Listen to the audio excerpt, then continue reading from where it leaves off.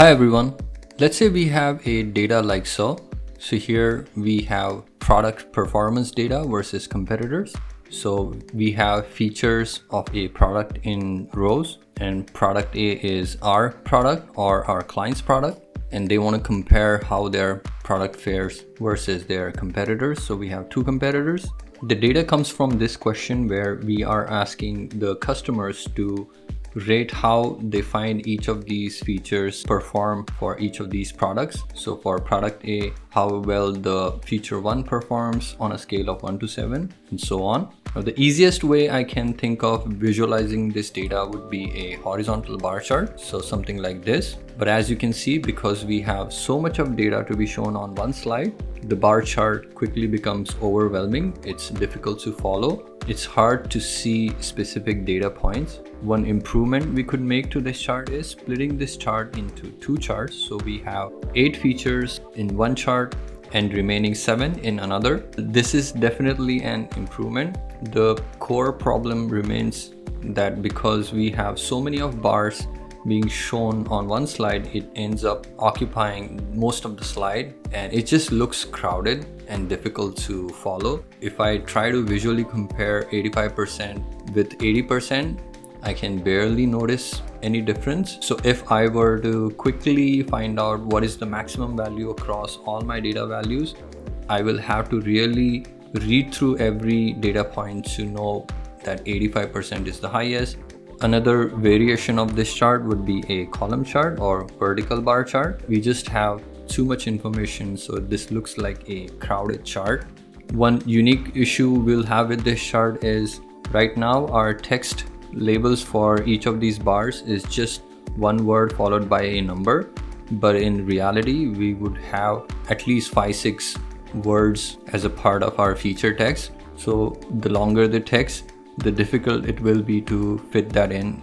We could again improve this by splitting this onto two charts. This definitely looks a lot cleaner and easier to follow, but the same problems for a horizontal bar charts remain here, namely that the relative sizes look very similar.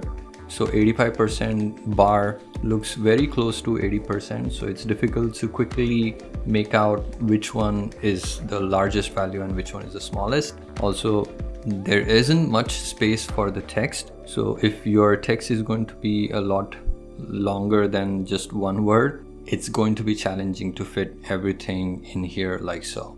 So I have a much better suggestion. What I have here is a vertical line chart. I like to call this a snake chart because it kind of reminds me of snake from Snakes and Ladders, whatever you might want to call this. As you can notice, this is a much more compact way of representing a lot of information in a small space. One clear advantage that we can see is it's really easy and quick to identify trends. So just with one glance, I can see that 85% is the largest value and 30% is the smallest. Compare that to a bar chart. You would really have to spend a few seconds to see what value is the largest. So visually, it's a lot quicker and intuitive to follow this chart. Also, because we could pack in so much of data in such a small space, that leaves us a lot of room on the slide to add a lot more context to our chart. So here I could add the scale comfortably. There is some space at the top to add headlines. If our text ends up getting bigger, we can always shrink this chart a bit and make some room for us here.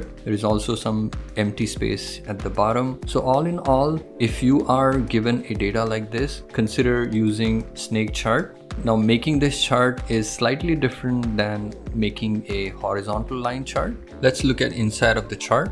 So right click, edit data. Here we'll notice that we have 3 columns, one each for our products. Then we have these numbers 1 through 15 under each of these columns, separated like so. For product A, we have 1 through 15 numbers for each of our features. Now, this needs to be repeated for each of the columns.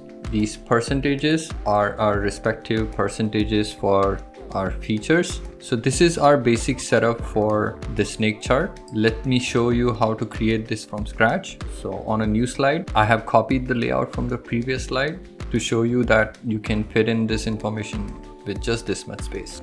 Let's go to insert, click on chart, click on XY scatter, and select the fourth chart from left called scatter with straight lines and markers. Click on it. Now we need our setup to be exactly like what I showed you on the previous slide. I have copied our original table into Excel. We can base our datasheet off of this table. First, let me expand this table for 3 columns, then copy our product labels and paste them here. Then let's copy 1 through 15 and paste them in our column A. Let's do the same thing for competitor 1. Repeat that for column 3. Then start copy pasting our percentage values.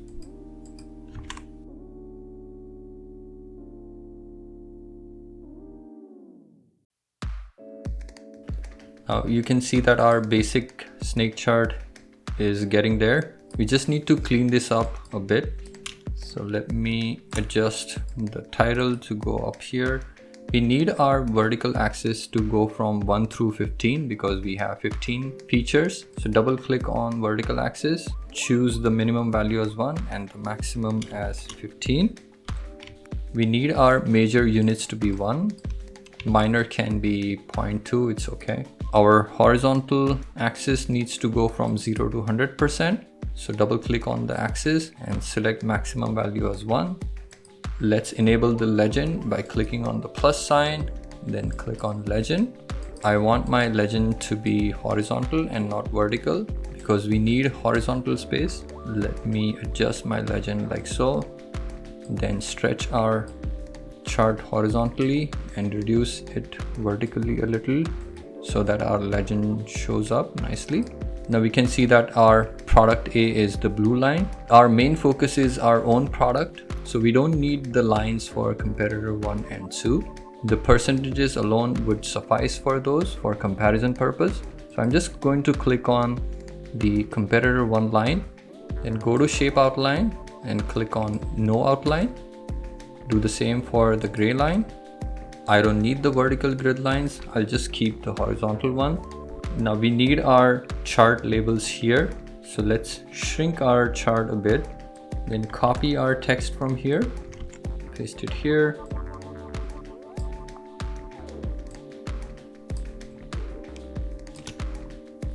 Now we don't need our vertical axis, so I'm clicking on it once and then pressing delete.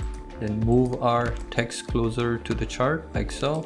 We also don't need our horizontal axis, so click on it once and delete. Now it's time to, I just realized our legend isn't showing up all 3 values. I want to change this gray to a green, so I'm just going to click on it once, then go to marker under shape fill, click on marker options. Then I want the fill to be green. Okay, then let's enable data values. Right click on one of the markers, click on add labels. By default it shows the series number. We want it to show percentages, so double click on the values, go to data labels or label options, click on X value and disable Y value. Let's color this blue. Let's make it bold as well. Repeat the process for the remaining 2 lines. Double click, click on X value, disable Y value. Adjust the colors. One final step is making sure that all the data labels are showing up. You might have to make a few adjustments here because some of our values are very close to each other and some of them are even exactly same. So like in the second row, you can see that the blue value isn't showing up. That's because it's overlapping with one of our green values. So you will have to do some manual adjustments like so to make sure all of them are showing up. So do check every row thoroughly and ensure all the values are appearing. Now I deliberately chose values that are closer because in real life scenario, your values would be similar to what I have here. Now I could have easily selected values that are way distant from each other to create a nice looking line chart, but that won't be the reality. So I just wanted to demonstrate that how you can troubleshoot some of the issues you might face in real life when using a snake chart like so. Okay, I think that covers it all. A couple of more things you could do with this chart is sorting them either in ascending or descending order. So a sorted chart in ascending order would look like this,